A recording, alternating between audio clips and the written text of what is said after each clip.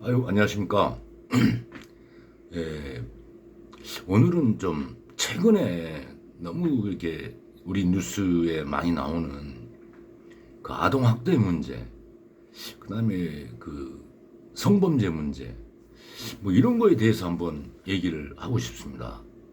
예, 제가 이런 얘기를 자꾸 하는 이유는 우리 사회가 우리 국민들의 어떤 전체적인 어떤 그 합의도 없이 법들이 자꾸 바뀌고 폐지되고 그러고 있습니다. 법이라는 것이 말입니다. 우리 국민들의 안위, 그리고 어떤 재산, 뭐 이런 것들을 보호하고 지키기 위해서 만들어진 거 아니겠습니까? 그 법이 우리 국민의 대다수의 어떤 그 정서하고 동떨어진 그런 법이 만들어진다면 우리는 그걸 지키고 살아야 됩니다. 미국이란 나라가 아무리 선진국이고 합리주의 나라라고 할지라도 미국의 법이 우리나라의 정서상 안 맞을 수도 있습니다. 또 우리나라에서 맞는 법이 미국에서는 또 안 맞을 수도 있습니다. 그게 그 나라마다의 국민성이고 그런 거 아니겠습니까? 뭐 미국을 뭐 얼씬 한번 미국 흉내 내고 우리 시위하고 집회할 때 뭐 하면은 여기가 미국 같으면은 당신들 뭐 총으로 쏴주겠다는 등 뭐 이상하고 회개한 논리로 얘기하시는 분들이 있어요. 지금 말이죠. 아동학대 참 네, 뉴스에서 보도되는 것들은 끔찍하죠. 물론 그런 범죄는 응징을 해야 된다고 생각합니다. 그럼 국민 대다수가 다 그거에 대해서 마다할 사람은 없을 것입니다. 그렇지만 그 법이 남용되면서 정말 뜻하지 않게 아동학대로 몰리는 부모들이 있습니다. 비근한 예로 말이죠. 요즘은 부모의 자녀 징계권을 폐지시켰어요. 네? 물론 옛날에 정말 아이들이 잘못했을 때 순간적으로 격분해가지고 아이의 뭐 뺨을 한 대 때린다거나 뭐 그런 경우도 있었죠. 제가 두 딸을 키워봤습니다만은 둘째는 제가 손찌검 한 적이 없고요. 첫째 딸을 나도 모르게 물론 자식한테 세게 때렸겠습니까? 순간적으로 그냥 따귀를 한번 때린 적이 있습니다. 그리고는 아이를 속된 말 체벌이라고 하기도 힘들죠. 내가 흥분해서 한 것은 체벌이라고 하기도 좀 그렇습니다. 예, 저희가 잘못했습니다. 그 부분은. 그리고 한 번은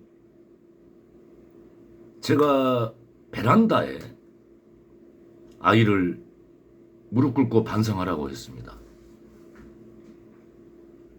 그래가지고 제가 깜빡 잠이 들어버렸어요.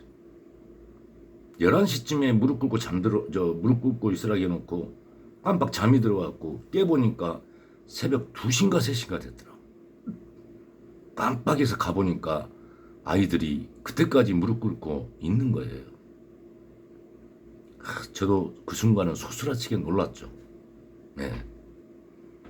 그리고는 체벌이나 어떤 징계를 한 적이 없습니다.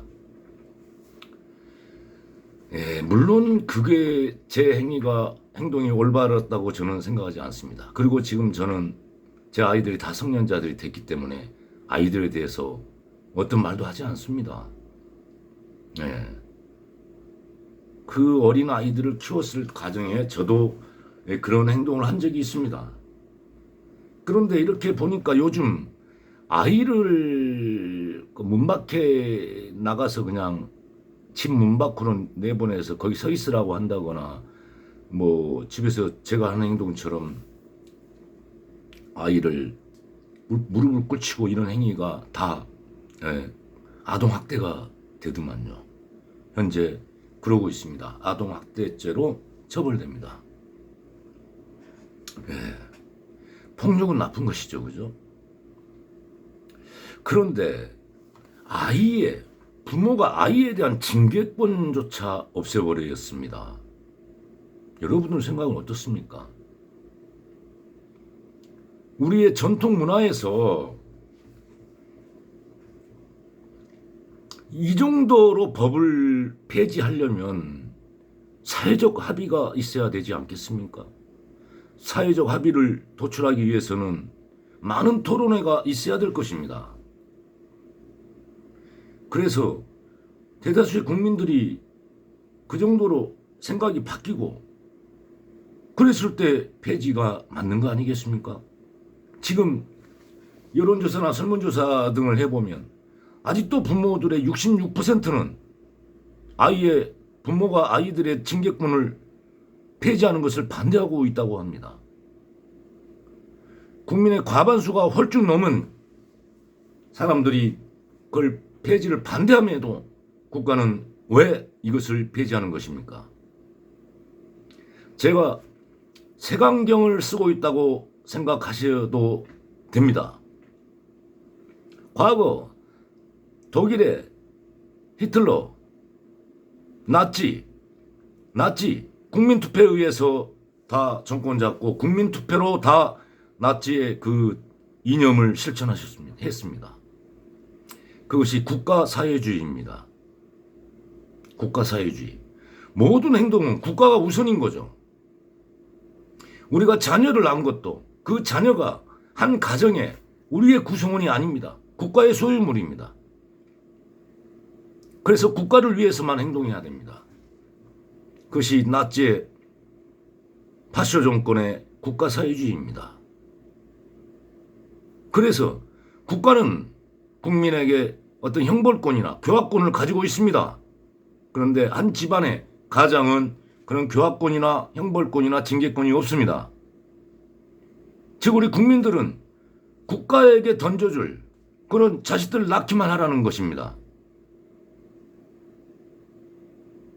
교육은 물론이려니와 그 자녀의 사상도 이런 것도 국가가 다 심어주겠다는 겁니다. 부모는 관여하지 말라는 것입니다. 부모가 내 자식 어떻게 키우겠다 관여하지 말라는 것입니다. 국가가 내가 난 자녀들에게 모든 사상과 이념과 이상을 국가가 심어주겠다는 것입니다. 네? 그것이 국가사회주의입니다. 우리가 자녀를 낳아도 그거에 대한 소유권은 국가가 가지고 있는 것입니다. 자유, 민주 주의에서 우리나라가 지금 그런 전체주의로 회귀하고 있는 것은 아닌지 심각하게 저는 우려된다고 생각합니다. 저를 꼰대라고 해도 할 수 없습니다. 저희 어렸을 때 교육은 그렇게 받고 자라지 않았습니다. 물론 그것을 박정희 치하에 군부 독재 치하에 그런 정말 그 사회고 지금이야말로 좋은 사회, 복지사회라고 외칠지는 모르겠습니다만 과연 여러분 생각은 어떻습니까? 자기가 낳은 자녀에 대한 징계권도 없고 교육권도 없고 어떠한 나 부모는 이런 가치관과 이러이러한 이상을 가지고 이렇게 살아간다. 너희들도 내 뜻에 따라오라.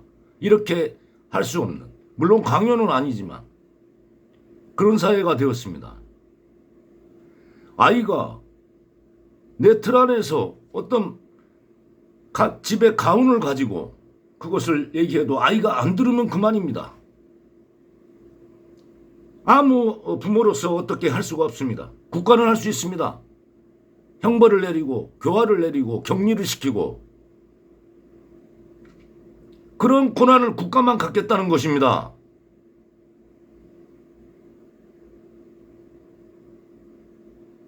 국가사회주의입니다. 전체주의입니다. 공산당들이 하는 짓입니다. 네, 우리가 태어나면 국가를 위해서 태어난 것입니다. 자유민주주의 대한민국입니다. 그게 우리나라의 헌법 정신에도 맞는 것입니까? 헌법을 이건 파기하는 행위입니다.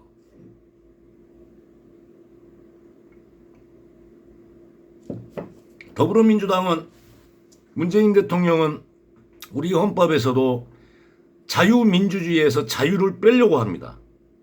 민주주의의 최근간은 자유입니다. 개인의 자유.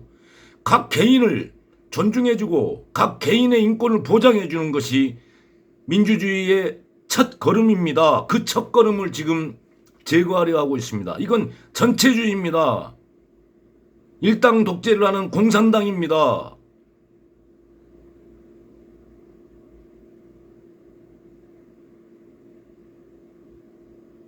민주주의의 다양한 목소리를 얘기하시면서 왜 각 다양한 가정을 인정하지 않는 것입니까? 모든 제도나 모든 법령은 그 기본 취지는 좋으나 이처럼 아주 역작용도 있는 것입니다. 지금 성범죄 역시 마찬가지입니다. 페미들에 의해서 장악되고 있는 이 성범죄. 물론 남녀를 가리지 않습니다. 남녀노소를 가리지 않습니다. 대상이. 과거에는 부녀라고 돼 있습니다만은 지금은 사람으로 돼 있습니다. 그렇지만은 그 어린아이, 유치원생,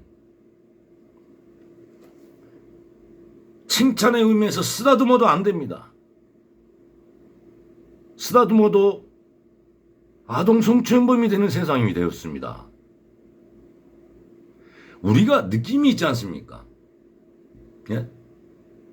그냥 아이를 칭찬이라고 이렇게 쓰다듬어 주는 경우, 그래 착하다, 응 잘했다, 이런 경우. 지금 법관들은 그래 칭찬하는 것은 괜찮은데 굳이 쓰다듬으면서까지 칭찬할 필요가 있겠어? 그렇잖아. 왜 쓰다듬었니? 성추행 땅땅땅 하는 세상입니다. 네가 아이고 잘했어 하고 말로 충분히 할 수 있는 걸 왜 쓰다듬으면 신체적인 접촉은 도대체 왜 한 거니? 이런 겁니다. 우리가 어떤 사랑의 표시, 관심의 표시, 좋아함의 표시, 애정의 표시를 할 때 말로만 나 너 이뻐, 너 좋아해, 사랑해, 너 잘했어 이렇게 합니까? 어떤 행동도 같이 하지 않습니까? 도대체 그렇다면 악수는 해야 하는 겁니까? 안녕 반가워 이렇게 하면 되잖아요. 악수는 우리가 왜 합니까? 예? 어떤 내 마음에 너를 만나서 반갑다라는 그것을 신체와 신체, 손과 손을 통해서 교감하는 거 아닙니까? 이 교감하는 것이 꼭 언어로만 해야 됩니까? 가벼운 터치. 친구들끼리도 가끔 어깨동무도 합니다. 어깨동무 했을 때하고 그냥 같이 빙 눌러서 노래 부를 때하고 기분이 어떻습니까, 여러분들은? 예? 어깨동무를 하면 뭔가 더 단합되는 느낌이 들지 않습니까? 사람이 만나서 왜 뻥을 합니까? 네? 뭔가 말로 표현하는 것보다 좀 더 친밀함을 좀 얘기하기 위해서 그리고 우리 애가 한뜻으로 단합하자는 의미 아니겠습니까? 네? 그 상황과 정황에 따라 틀리지 않습니까? 쓰다듬는 것과 막 어루만지고 더듬는 것과는 확연히 차이가 납니다. 물론 상대가 그걸 주장하면 입증하기가 어렵죠, 사실은. 나는 쓰다듬었는데 상대 부모는 어루만졌다, 더듬었다 이렇게 표현해버리면 어떤 물증이 없는 한. 그리고 요즘은 피해자 우선주의입니다. 피해자가 고소하면 일단 과거에는 말입니다. 가해자 우선주의였습니다. 지금 말로만 무죄 추정입니다. 피해자는 무죄를 선고받기 전까지는 유죄를 선고받기 전까지는 유죄로 추정한다. 지금 그 법의 대원칙은 이미 없어졌습니다. 피해자 중심주의입니다. 피해자가 피해 당했다고 하면은 거기에 맞춰서 수사를 합니다. 심지어 직접적인 물증이 없더라도 어떤 정황 증거만 있더라도 피해자가 같은 말을 계속 반복하면서 그 말이 구체성이 있으면, 구체성. 이쪽을 이렇게 만졌고요. 그 다음에 이렇게 했고요. 이렇게 했고요. 근데 다음에 진술할 때는 여기 했고요. 여기 했고요. 여기 했고요. 순서가 바뀌면 일관성이 없는 것입니다. 예. 항상 여기 이렇게 하고요, 여기 하고 여기 하고요. 일관성, 구체성. 뽀뽀를 했는데요. 이렇게 입을 이렇게 하다가 혀가 딱 들어왔고요. 그리고 그 구체적인 것을 일관적으로 얘기하면은 다른 물증이 아무것도 없어도 그걸로 유죄의 증거로 채택하는 세상입니다. 해는 어쩐지 잘 모르겠습니다. 이랬을 때 과거에 우리가 그 자해 공갈단들이 있었어요. 우리가 싸움 날 때 자기가 막 병으로 막 뜩뜩 긁어요. 이렇게 먼저 상처를 자기가 내놓고 나중에 저 새끼가 병으로 찔렀다. 자해 공갈단입니다. 요즘 교통사고 일부러 내놓고 보험금 뜯어가고 이렇게 하듯이 공갈단들이 있습니다. 여자들 꽃뱀들이 있습니다. 이런 사람들이 난무하는 세상을 만들고 있습니다. 피해자 중심주의요.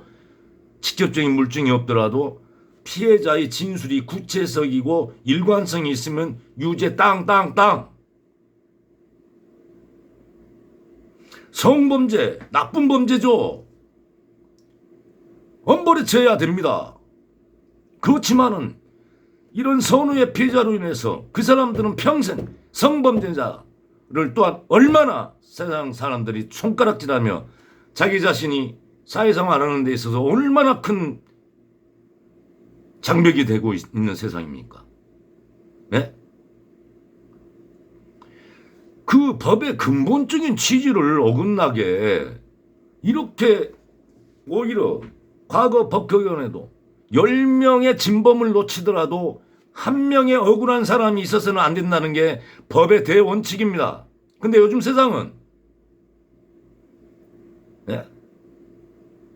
한 명의 진범을 놓치더라도 하여튼 그 반대가 되었습니다. 10명의 억울한 사람이 있어도 한 명의 진범은 잡아야 된다는 것입니다.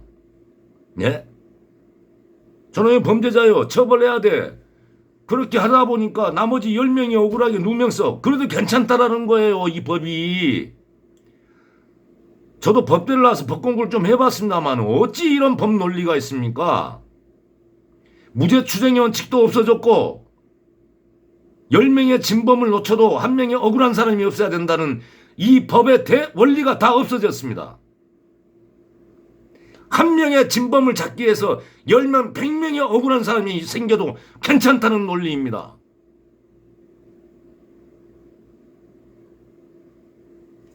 이런 법이 어디 있습니까? 네. 여러분들은 내일 아니니까 아이고 괜찮아, 그냥 귀찮아 이렇습니까? 텔레비전에서 어이구 성범죄자 잡히고 아동학대자 잡히면은 아이고 저놈들 쳐 죽일 놈들 이럽니까? 물론 그럴 사람들 많이 있습니다. 그렇지만 이런 억울한 사람들은 어떻게 하겠습니까? 네? 저 범인 하나를 잡으려고 옆에 있는 양민들이 100명이 같이 죽어도 되겠습니까?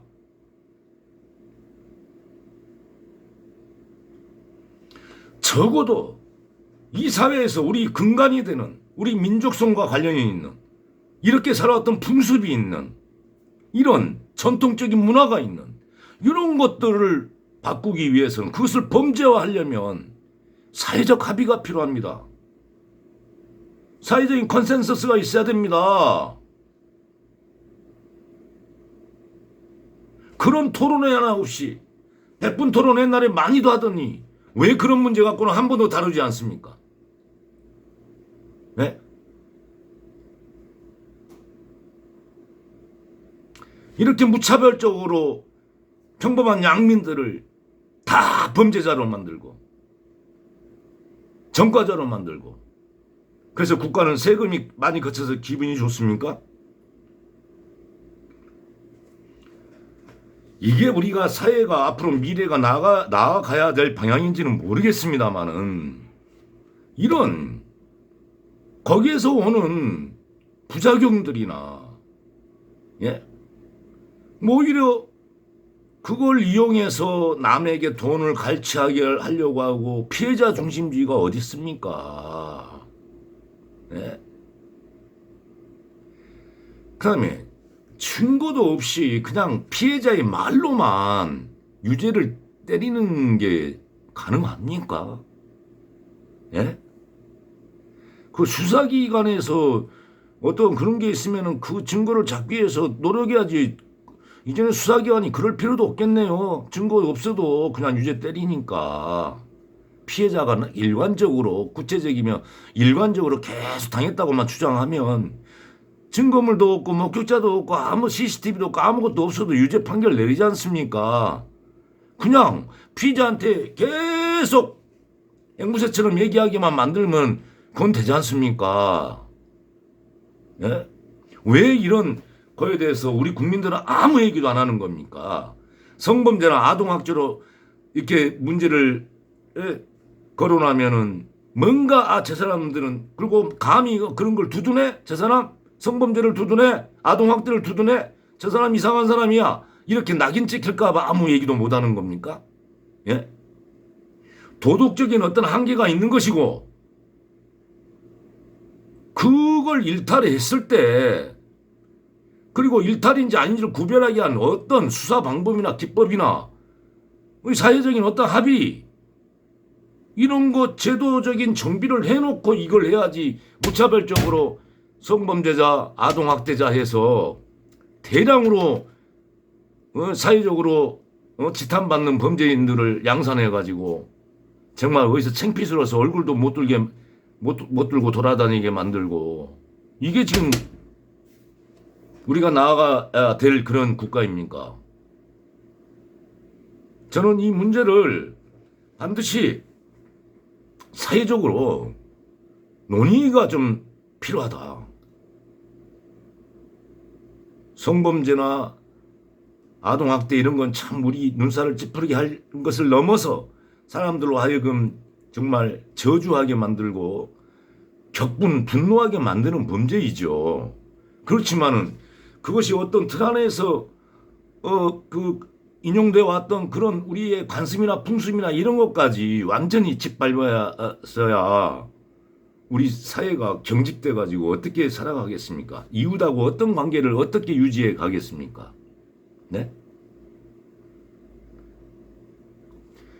이웃 잘못 엮이면 이상하게 엮여버리니까 서로 피하고.